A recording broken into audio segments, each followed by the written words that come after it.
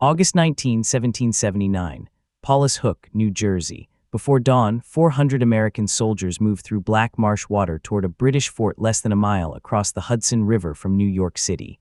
Their muskets are loaded, but they have orders not to fire. Their bayonets are fixed. Their hats are carried in their hands until the final approach. Their watchword is Stony Point. At the front are men chosen for the most dangerous task, the Forlorn Hopes, led by Lieutenant Archibald McAllister and Lieutenant Michael Rudolph.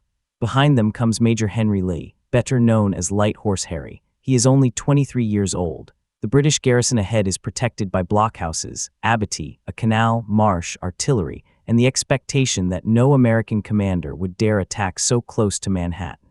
Lee is about to prove that expectation wrong. The first warning inside the fort is not a musket shot. It is the splash of American soldiers plunging into the canal.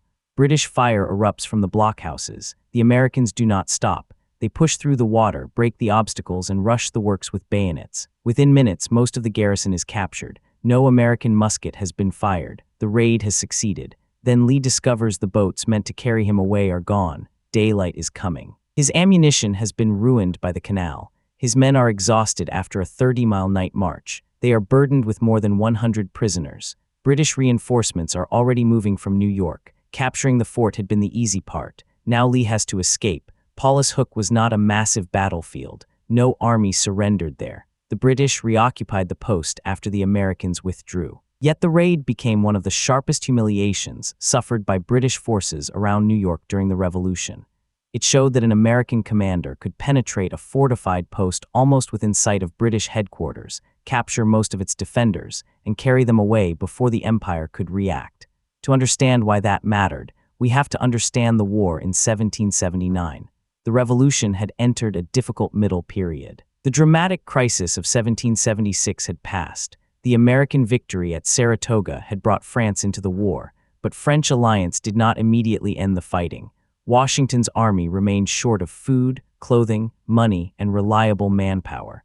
British forces still held New York City, the most important military base in North America. From New York, General Henry Clinton could send troops by river or sea, protect Loyalist strongholds, raid the coast, and threaten the Hudson Highlands. The Americans could not easily attack the city itself. Its defenses were too strong. Its garrison was too large. The Royal Navy controlled the surrounding water. Washington therefore searched for smaller blows that could damage British confidence without risking his army in a general battle. In July 1779, Brigadier General Anthony Wayne attacked Stony Point on the Hudson River. His light infantry advanced at night with unloaded muskets and fixed bayonets, stormed the British works, and captured the garrison. The success electrified the army. It also created a dangerous question. Could the Americans do it again? Paulus Hook stood on the New Jersey shore opposite Lower Manhattan, in what is now Jersey City. At the time, the Hook was a low peninsula surrounded by water, creeks, and salt marsh. A causeway connected it to the mainland. The British had fortified the position with earthworks, blockhouses, guns, barriers, and a canal. The post protected communication around New York Harbor and served as a base for Loyalist troops operating in New Jersey. Its proximity to Manhattan made it appear secure. British reinforcements could cross the Hudson quickly. Any American force attacking the fort risked being trapped against the water. Henry Lee saw opportunity where others saw danger. Lee came from one of Virginia's most prominent families. He had studied at the College of New Jersey, now Princeton, and entered the Continental Army as a cavalry officer. His small mounted unit gained a reputation for reconnaissance, surprise attacks, and aggressive patrolling. Washington trusted Lee's intelligence and judgment. Congress expanded his command into a partisan corps combining cavalry and infantry.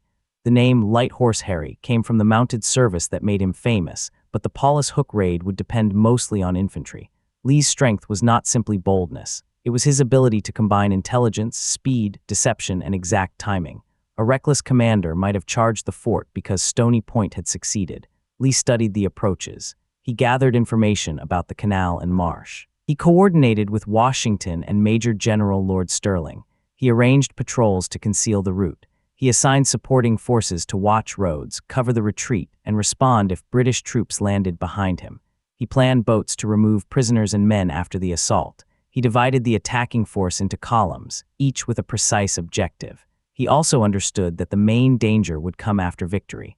The fort was too close to New York to hold. Washington's instructions were clear in principle: reduce the post, damage what could be damaged, capture the garrison, and withdraw immediately. Lee's plan depended on secrecy. The troops would march from the area of New Bridge on August 18. Cavalry patrols and infantry parties would mask their movement. Anyone who saw the column might be detained until the raid was over. The attacking force consisted of roughly 400 infantry, drawn from Virginia and Maryland units, along with dismounted dragoons from Lee's corps. The approach required a long night movement through difficult country. Then the first serious problem appeared. Lee later blamed either the timidity or treachery of the principal guide. A march that should have been short expanded by approximately 3 hours. The troops wandered through deep mountain woods while trying to recover the proper route. Some parties in the rear became separated. Several experienced officers and men who had been assigned important roles were lost from the main body. The delay created a second threat. The tide was rising. The canal and marsh approaches Lee intended to use could become impassable. Daylight was approaching. The original formation could no longer be assembled exactly as planned. This is the moment when an operation built on precision should have been canceled. Lee did not cancel it. He changed the arrangement and continued. Lieutenant Michael Rudolph had been sent forward to examine the canal. He returned with the news Lee needed. The fort was quiet. The center passage was still usable. There was almost no time left. Lee communicated the information down the column and ordered the men forward. The advance parties carried their weapons at the trail and moved without cheering.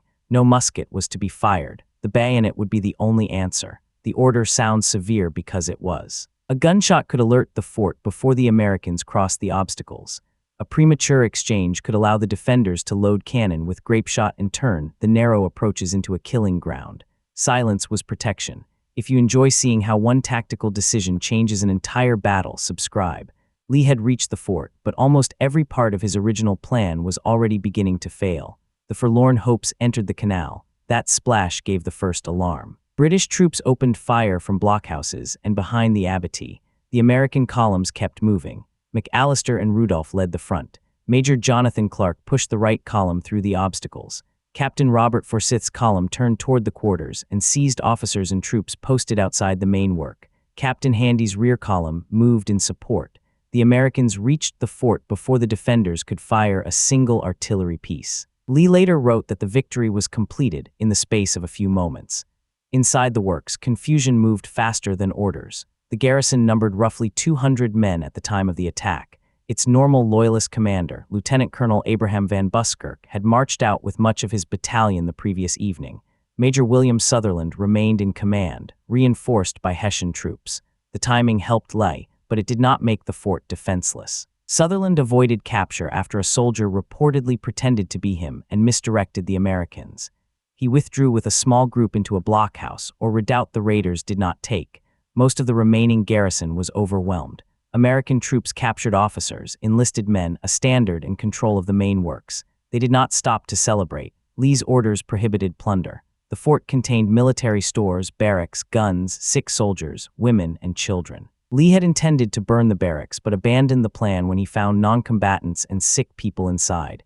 The key to the magazine could not be found. Attempts to break it open failed. The artillery could not be removed in the time available. The Americans did not even waste time spiking every gun. This restraint is important. The purpose of the raid was not occupation. It was shock. Capture the men. Expose the weakness. Leave before the British closed the trap. Lee ordered the retreat almost immediately. Major Clark moved with the larger body of prisoners. Other columns followed. Lieutenants Armstrong and Reed formed part of the rear guard. Captain Forsyth moved toward the heights of Bergen to gather separated men and cover the withdrawal. Then the escape plan collapsed. At the expected embarkation point, no boats were waiting. Lee learned that his messages had not reached the men responsible for them and that the boats had withdrawn. The original retreat route was gone. The Americans stood close to British-held New York with prisoners, damaged ammunition, and exhausted troops. The canal crossing had soaked much of their powder. They had marched through mountains, swamps, and deep mud without proper rest. Lee estimated the total night movement at roughly 30 miles. Now they faced another 14 miles to reach safety by land. British forces could intercept them at several points after marching only a fraction of that distance. One enemy body was behind them. Another might be advancing from the right. Water and British positions restricted movement to the left. Lee had one inside the fort and placed his command in a position that could still destroy it. This became the real battle. He immediately redirected the column toward Bergen Road and New Bridge. He sent an express to Lord Stirling explaining the failure of the boats. He reorganized the retreat while moving. At the point where interception seemed most likely, Captain William Catlett arrived with approximately 50 Virginia troops carrying dry ammunition. That small reinforcement mattered enormously. Lee placed detachments on the Bergen Road and along the Hudson side while moving Catlett's force on the center route. The exhausted raiders now had at least some men capable of firing if British troops attacked. Lord Stirling also pushed Lieutenant Colonel Burgess Ball forward with a supporting detachment. The British began reacting. Major General James Pattison in New York dispatched light infantry and Hessians toward Paulus Hook. Sutherland pursued with troops from the Guards. Van Buskirk's loyalists, returning from their own movement, approached the American rear near the Liberty Pole. Gunfire broke out. Lieutenant Reed faced the attackers. Rudolph occupied a stone house commanding the road. Their position gave the prisoner column time to cross English Neighborhood Creek. When the British saw the American defensive arrangement and supporting troops, they withdrew into the woods. Another pursuing body had marched so rapidly that it exhausted itself before making contact. Every mile became a contest between fatigue and timing. Lee's men did not abandon their prisoners. They did not massacre them, even though killing or releasing them would have made the escape easier. Lee later emphasized that not one prisoner was wantonly injured. By approximately 1 o'clock in the afternoon, the Americans reached New Bridge with the captives. The British had failed to cut off the rear. The raid was over. Casualty numbers differ across American and British accounts. Lee initially believed the British had suffered as many as 50 killed, but British reports gave much lower fatality figures. Modern estimates usually place British losses at about 9 killed, a few wounded, and more than 100 captured or missing. The number of prisoners is often given as 158, though contemporary returns and accounts vary. American losses were small but not non-existent, approximately 4 killed, several wounded, and a number captured, depending on which stages of the operation are counted. The exact totals matter less than the imbalance. A force of roughly 400 had penetrated a fortified post, captured most of a garrison of about 200, and escaped from the edge of New York with the prisoners. The British retained Paulus Hook. They rebuilt confidence in the position and continued occupying it. So why did the raid matter? Because military security is partly psychological. Paulus Hook had been protected by geography, fortification, and proximity to British headquarters. It should have been one of the safest outposts in the region. Lee made it look exposed. The attack followed Wayne's capture of Stony Point by only a month. 2 British garrisons near the Hudson had now been surprised by American troops using silence, bayonets, and rapid withdrawal. General Clinton minimized the damage publicly, but privately the raid embarrassed British command and raised questions about the garrison's conduct. Major Sutherland faced a court-martial and was acquitted, though Clinton remained dissatisfied. The American army received a morale boost during a difficult campaign year. Washington praised the officers and men. Congress later awarded Lee a gold medal, an extraordinary distinction for a young officer, and granted brevet promotions to several officers who had led the assault. The raid also strengthened Lee's reputation as one of Washington's most capable partisan commanders. He would later serve in the Southern Campaign, where Lee's Legion combined cavalry and infantry in reconnaissance, raids, pursuit, and battlefield action. His post-war life would be far less triumphant. He became governor of Virginia, served in Congress, suffered financial ruin, imprisonment for debt, and severe injuries during political violence in Baltimore. He was also the father of Robert E. Lee. Those later associations often overshadow the young commander at Paulus Hook. But in August 1779, Henry Lee was not a famous father or ruined politician.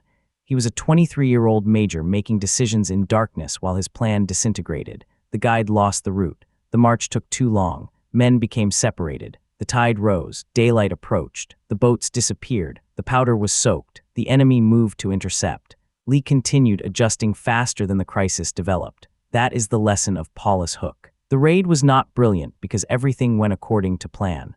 Almost nothing did. It succeeded because the plan had a clear purpose, disciplined soldiers, and a commander willing to change every method without changing the objective. Today, Paulus Hook is no longer an isolated marsh fort. It is a dense neighborhood in Jersey City, facing Manhattan across the Hudson. Streets and buildings cover much of the old military landscape. A granite monument marks the raid near Washington and Grand Streets. The water remains. The distance to Manhattan remains. Standing there, the boldness becomes easier to understand. Lee attacked within sight of the center of British power in America. He entered silently. He left with the garrison. The British held the fort. The Americans carried away the victory. One night, one bayonet assault, one retreat that should have ended in capture. The raid did not destroy the British army. It embarrassed it at its own front door. If this story was worth watching, subscribe and tell us in the comments which overlooked Revolutionary War raid should come next.